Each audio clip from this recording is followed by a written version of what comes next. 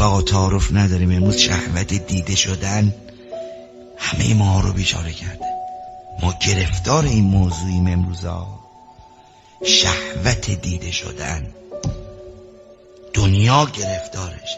تو رو خدا، تو رو حضرت ام البنین قسمتون میدم انقدر زندگیاتون رو در معرض نگاه و دید مردم نذاری. یه بزرگی یه روزی به من میگفت، قدیمی ها میگفتن بعضی از آدما به زنگ خونه آدمم نامحرمن. امروز ما کوچکترین کاری که تو خونه زندگیمون با زن و بچه‌مون انجام میدیم استوری میذاریم. 2000 نفرم دنبال کننده باشی، از این 2000 نفر یه دونشون فقط بگه یه ماشاءالله تو دهنش نباشه، میزنه میترکونه زندگیتون.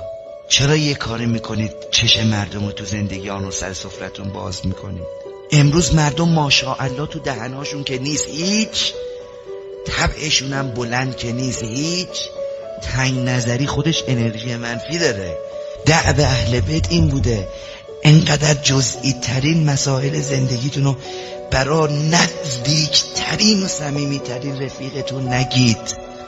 چه لزومی داره آب میخورید رفیقت، همه رفیقت و بچه هیئتی ها این ور و اون ور همه بفهمن و بدونن؟ سرتون زندگی خودتون باشه.